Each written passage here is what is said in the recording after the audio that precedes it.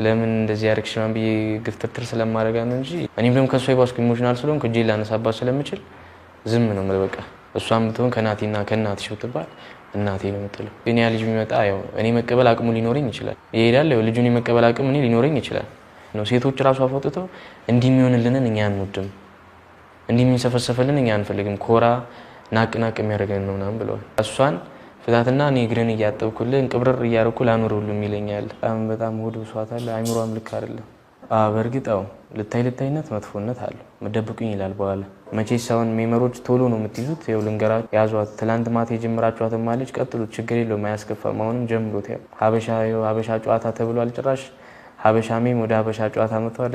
የኔ አካል የኔ ሆነሽ ምን አወርስሻለሁ አንጀቴና ልቤን ያው ትቼልሻለሁ። ያው ለማታውቁኝ ናትናኤል አቤል እባላለሁ። ያው አብዛኞቻችሁ ደግሞ ታውቁኛላችሁ። ያው ለማታውቁኝ ሙሉ ስሜ ናትናኤል አቤል እባላለሁ። በክሎት ሚዲያ ላይ በቀረብኩት ነገር ነው የመጣሁትና እዛ ላይና ህዝቡን ያስከፋል ብዬ ባሰብኩት መንገድ ይቅርታ ለመጠየቅ ነው የመጣሁትና አንዳንድ አዳዲስ ነገሮች አሉ ከሱን አብረን እያወራን እንድትከታተሉን ቆዩ። ያላችሁን ሐሳብ እንግዲህ ከፕሮግራሙ በኋላ ያላችሁን ሐሳብ በሙሉ እንድትጽፉልኝ እፈልጋለሁ። አመሰግናለሁ። እሺ ባለፈው በሰራኸው ቪዲዮ ምክንያት ሶሻል ሚዲያ ላይ ብዙዎች ያውቃሉ ያስባሉ።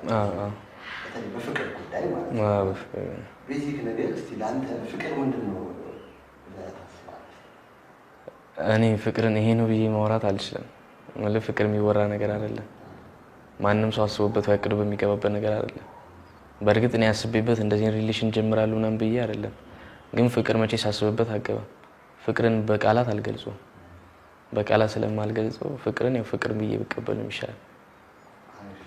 እንግዲህ አብራህ ያቀራቸው ጓደኛ ኢንተርቪው ያለው ነበርና ተነቅሶኛል ነገር ተነቅሳት ነው ያለ ልጅ ጋር የተነቀስከው ከዚህ በኋላ ምን ለማድረግ አሰብክ? ስትነቀስ የነበረው በፍማት ነገር መነቀስ ተነቅሻታለሁ። ግን የተነቀስኩበት ምክንያት የሆነ ማንም ሰው መቼ ሲያው በህይወቱ ብዙ ነገር ያሳልፋል።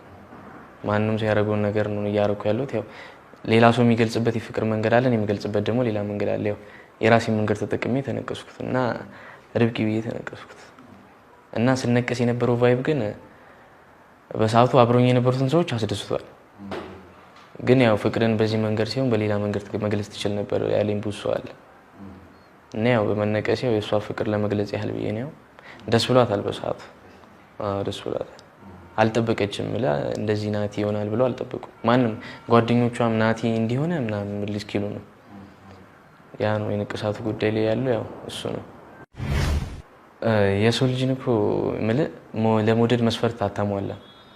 ይሄን ያህል እወዳታለሁ ይሄን ያስቤበት አይደለም የቀረብኳት። ግን አጋጣሚ ሆኖ ይሄን ያህል ወደድኳት። ያው ስለፈቀደ ይሆናል ፈጣሪ ይሄን ያህል ወዳት ይቻልኩት። ያው ራሴ ነው ከየ ነው እሷ ነው ከየ አይደለም። ይሄን ያህል ትወዳለች ብለው ለብዙ ሰው ስለሚጠይቀኝ ያንተን ያህል እኔን እያሳየው ነው። የእሷን ለምታሳየው ታሳያለች። ያኔ ካየሁት ከተረዳሁት ይበቃል። ያው ሴት መቼስ ሁሉም ሴት ነው። ግን ያው የሚለያት ነገር ትንሽ ምን ልበል በቃ እንደሌለው ቂም የምታውቅ ምናምን አይደለችም። የፈለገ ዛሬ ባስከፋት ነገ አያድርም ጸባችን ራሱ። ወይ ቤት መታ ወይ ቤት ሄጄ ምናምን አውርተን ባንዴ ይፈታል እንጂ ባንዴ ወደ ጸብ የምትሄድ አይደለች። ቶሎ ቁጡ ነች። ግን ያው ውስጥ የሆነ ተናጋሪ ሰው ውስጥ ባዶ አይደል? እንደዚህ አይነት ሰው ነገር ነች። ሰው ግን አፏን አይቶ ነው የሚሸሻ። ግን አይደለም በዛ በምታወራው ኃይለኝነት ውስጥ ጥሩነት አለ። አሁን ያለንበት ሁኔታ ትንሽ የሶሻል ሚዲያው ነገር ተጽዕኖ አድርጎባታል በጣም። እሷ ደግሞ ትንሽ ኮሚኒኬት አላት ከቤተሰቦቿ ጋርና ተጽዕኖ በጣም አሳድሮባት ያ ነገር ትንሽ ዝም አባብሎናል። እኔ እንዴት እንዲህ ተብያለሁ አንተም እንዲህ ተብላል እኔም እንዲህ ስለተባልኩ እሷም እንዲህ ስለተባልሽ ነው የሚያጋጭ ነገር ተፈጥሯል በመሃላችንና ትንሽ ዝም ተባብለናል። አዎ ይኖራል። ያው ጥቅሙ ያው ሰው እንድናቅበት ያው እሷም እንደዚህ ፕሮሞሽኖች መስራት ምናምን ትፈልግ ነበረ። ያን ነገር ከፍቶላታል። ያው ለኔም ጠቅሞኛል። ያው የምፈልገውን ሙያና የምፈልገውን ፊልድ እንዳገኝበት አድርጎኛል። ያው ጉዳቱ ደግሞ ትንሽ ከጥቅሙ እንደውም ትንሽ ጉዳቱ ሳያመዝን አይቀርም። የሆነ ሰው ትንሽ በጣም አቀባበሉ አብዛኛው አሪፍ ሆኖ ግን አብዛኛው ደግሞ አስቆጥቶታል። ያስቆጠው በማፍቀሬ ሲሆን ባረኩት ነገር ነው። ባወራሁት ነገር ነውና ያው ትንሽ የሆነ ሚዲያ ላይ ስካይቲው የሚባል ሚዲያ ላይ ወጥቼ ያወራሁት ነገር አለና እዛ ሚዲያ ላይ ያወራሁት ነገር ትንሽ ሰውን አስቆጥቶታል። ጀስት እኔ ለፈን ምናምን ብዬ ነበርና ሰው ግን ያው እንትን ብሎታል። ያው እኔ ማለት አልነበረብኝም። የፈለገ ሰውን ለመሳብ ብፈልግ ምንም ቢሆን ያው ያውቁታል ያስከፈው ነገር ምን እንደሆነ ያው እንደርስበታለን። ያው የእናቴ ነገር ያወራሁት እዛ ጋር ህዝቡን በጣም አስቆጥቶታል። ሪያሊቲውን በእርግጥ እኔ እና እሷ አናውቀው ነበረ፣ ግን ሰውን ለመሳብ ስንል ስህተት ሰርቻለሁ። ሰው ባይሳብ ቢቀር ይሻል ነበር የ9 ወር ቤቴን ከማስከፍ። ያን ነገር መልሼ ሳስበው ራሱ ይደብረኛል። ያ ነገር መልሼ ሳስበው ራሱ መቼስ ያን ጥያቄ ስትጠይቅ ውስጥ ካልፈቀደ መመለስ አልችልም አይደል?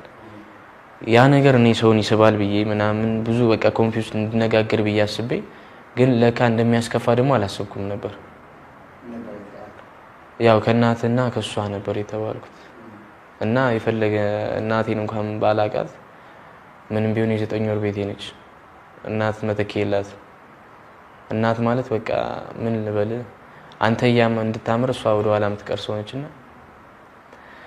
ያን ነገር አስከፍቻታለሁና ኢቭን እንኳን ያን ነገር አይታ ተገናኝተን ነበር። ከ20 ዓመት በኋላ ተገናኝተን ነበር። አዎና ያን ነገር ስታይ ይሄን ያህል ነበር እንደ ፎርስ የነበረብህ ክትል ነውና እውነታው ግን ይሄ አይደለም። እኔ እና እሷ እዛ ጋር ሰውን ለመሳብ ያሰብነው ነገር ነው እንጂ ይሄን ያህል ሰው በቃ ባይሳብ ቢቀር ይሻል ነበር። እዚህ ጋር ግን አላገናዘብኩም። ምን እንደሆነ አላውቅም። ፈጣሪ በዛ ሰዓት ምን እንደተካሄደ